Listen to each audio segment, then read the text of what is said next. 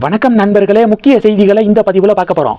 234 தொகுதிகள்லையும் பிரச்சாரம் வேற லெவலில் நடந்துக்கிருக்கு. இதில் எல்லாருடைய ஃபோக்கஸும் மதுரை மத்திய தொகுதி மேலே தாங்க இருக்குது. ஏன்னா மதுரை மத்திய தொகுதியில் சுந்தர் சி போட்டிடுறாரு. யாரை எதிர்த்து? பிடிஆர் பழனிவேல் தியாகராஜன் அவர்களை எதிர்த்து சுந்தர் சி போட்டிடுறாரு. பிடிஆர் பழனிவேல் தியாகராஜன் என்ன பரப்புரையில் பேசுகிறாரு? வெளியூர்காரரு, சுந்தர் சி வெளியூர்காரரு, சினிமாக்காரரு, நான் படித்தவன் அப்படிங்கிற ரீதியில் கேம்பெயின் பண்ணிக்கிருக்காரு பிடிஆர் பழனிவேல் தியாகராஜன். சுந்தர் சி அதற்கு கடுமையான பதிலடி கொடுத்துக்கிருக்காரு. சினிமாக்காரன் அப்படின்னா என்ன அவ்வளவு இலக்காரமாக போச்சா? ஸ்டாலின் அவர்களுக்கு சினிமாவோட தொடர்பு இல்லையா? உதயநிதி ஸ்டாலின் அவர்கள் சினிமாவிலேருந்து வந்தவர் தானே. எங்கே அவங்கள சொல்லுங்கள் பார்ப்போம், சினிமாக்காரர் தான் அப்படின்னு சொல்லுங்கள் பார்ப்போம் அப்படின்னு பிடிஆர் பழனிவேல் தியாகராஜன் அவர்களுக்கு செக் வைக்கிறாரு சுந்தர் சி. அதனால் சுந்தர் சியுடைய பிரச்சாரம், செய்தியாளர்கள் கேட்கக்கூடிய கேள்விக்கு டக்கு டக்குன்னு பதில் சொல்கிறது, இதெல்லாம் நிறைய பேருக்கு வியப்பை ஏற்படுத்தியிருக்கு. சுந்தர் சி வேட்பாளர் அப்படின்னு சொல்லிட்டு அறிமுகப்படுத்தும் போது, அறிவிக்கும் போது இந்த அளவுக்கு சுந்தர் சி கிளாரிட்டியோடு இருப்பார், இப்படி கேம்பெயின் பண்ணுவார் அப்படின்னு சொல்லிட்டு யாரும் எதிர்பார்க்கல. வேறு லெவலில் கேம்பெயின் பண்ணுறாரு. அதனால் மதுரை மத்திய தொகுதியை பொறுத்த வரைக்கும் ஒரு டஃப் ஃபைட் இருக்கும் அப்படின்னு எதிர்பார்க்கப்படுது பிடிஆர் பழனிவேல் தியாகராஜன் அவர்களுக்கும் சுந்தர் சிக்கும். நேற்று சுந்தர் சிக்கு ஆதரவாக அண்ணாமலை களத்தில் குதிச்சார். சுந்தர் சிக்காக வேற லெவலில் கேம்பெயின் பண்ணார். அண்ணாமலை தானே பிடிஆர் பழனிவேல் தியாகராஜன் பேசிய ஆடியோ அப்படின்னு சொல்லிட்டு ஒரு ஆடியோவை வெளியிட்டு, அந்த ஆடியோ வெளியான பிறகு தான் நிதித்துறை அமைச்சராக இருந்த பிடிஆர் பழனிவேல் தியாகராஜன் தகவல் தொழில்நுட்பத்துறை இலாக்காவுக்கு மாற்றப்பட்டார். அண்ணாமலை தான் ஆர்ட் இது ஆர்டிஸ்ட் அண்ணாமலை. அண்ணாமலையுடைய அந்த ஆடியோ வெளியீட்டு காரணமாக தான் இலாக்கா மாற்றம் நடந்துச்சு. இதை கேம்பெயினில் அண்ணாமலை சுட்டி காட்டியிருக்காரு. அவர் பாட்டுக்கு நிதி அமைச்சராக இருந்தார், நான் அவர் பேசின ஒரு ஆடியோவை எடுத்து வெளியிட்டேன், இலாக்காவை மாற்றி விட்டாங்க பாவம் அப்படின்னு சொல்லிட்டு வழக்கம் போல் அவருடைய ஸ்டைலில், அவருடைய இந்த கோயம்புத்தூர் குசும்பு பாணியில் கேம்பெயின் பண்ணியிருக்காரு.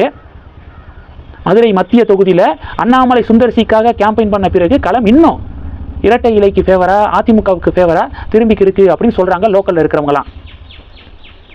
இதில் ஒரு முக்கியமான விஷயம் என்னென்னா, சுந்தர் சியுடைய மனைவி குஷ்பு அவர்களுக்கு தான் சமீபத்தில் தான் அண்ணாமலை அவர்களுக்கு எதிராக வன்மத்தை கக்கியிருந்தாங்க குஷ்பு மேடம். நான் அண்ணாமலைக்கு முன் அண்ணாமலைக்கு பின் அப்படின்னு சொல்லிட்டு பிஜேபியை பார்க்க மாட்டேன், தமிழிசைக்கு முன் தமிழிசைக்கு பின் அப்படின்னு தான் பார்ப்பேன். என்ன பண்ணிட்டார் அண்ணாமலை? மாசை வச்செல்லாம் எலெக்ஷனில் ஜெயிக்க முடியாதுங்க. அரவக்குறிச்சி, கோயம்புத்தூரில் அண்ணாமலை அவருடைய மாசை வச்சு ஜெயிச்சிருக்க வேண்டியதானே, ஏன் தோத்தாரு அப்படின்னு கேள்வி கேட்டாங்க. இன்னைக்கு அதெல்லாம் அண்ணாமலை பெருசாக எடுத்துக்காம குஷ்புவுடைய கணவருக்காக கேம்பெயின் பண்ணியிருக்காரு, மாசான பிரச்சாரம் பண்ணியிருக்காரு. பெரிய மனுஷன் தான்ப்பா, மேன்மக்களே அப்படிங்கிறத இதனால தான் சொல்கிறோம். அண்ணாமலைக்கு ஒரு சல்யூட் அப்படின்னு பலர் பதிவுகள் போட்டுக்கிருக்காங்க குஷ்புவை அட்டாக் பண்ணி. இது ஒன்று. அடுத்தது, லஞ்ச ஒழிப்புத்துறையுடைய டிஜிபியாக இருந்த டேவிட்சன் தேவாசீர்வாதம் காத்திருப்போர் பட்டியலுக்கு மாற்றப்பட்ட நிலையில் இதய பிரச்சனை காரணமாக மருத்துவரின் அறிவுரைப்படி 22 நாட்கள் மருத்துவ விடுப்பில் செல்வதாக டிஜிபிக்கு கடிதம் எழுதியிருக்காரு. எலெக்ஷன் கமிஷன் சமீபத்தில் தலைமை செயலாளர், லஞ்ச ஒழிப்புத்துறையுடைய டிஜிபி இவங்களெல்லாம் மாற்றினாங்க.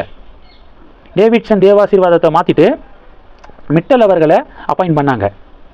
இப்போ டேவிட்சன் தேவாசீர்வாதம் இதய பிரச்சனை காரணமாக டாக்டருடைய அட்வைஸ் படி 22 நாட்கள் மெடிக்கல் லீவில் நான் போகிறேன் அப்படின்னு சொல்லிட்டு டிஜிபிக்கு கடிதம் எழுதியிருக்காரு.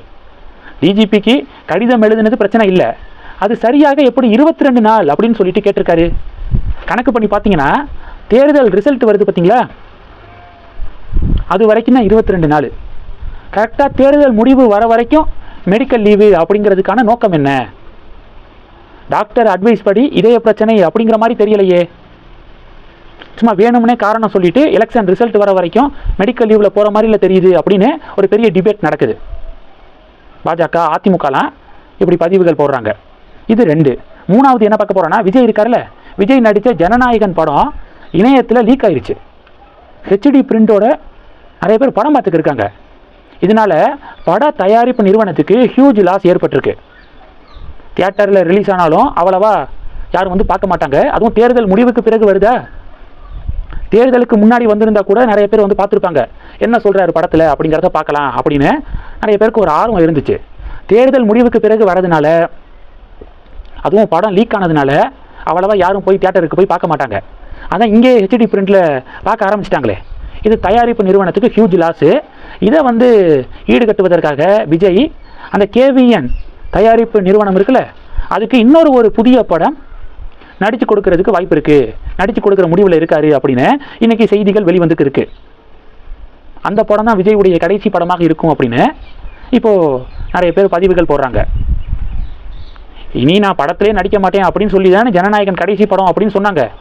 இப்போது இப்படி ஒரு காரணத்தை சொல்லி புதுசாக இன்னொரு படமா இப்படியே காரணமாக சொல்லி அடுத்தடுத்து படம் நடிக்க போகிறாரா அப்படின்னு சொல்லிட்டு விஜயுடைய ஹேட்டர்ஸ் சொல்ல, விஜயுடைய சப்போர்ட்டர்ஸ் எதிர்க்க பெரிய டிபேட் நடக்குது.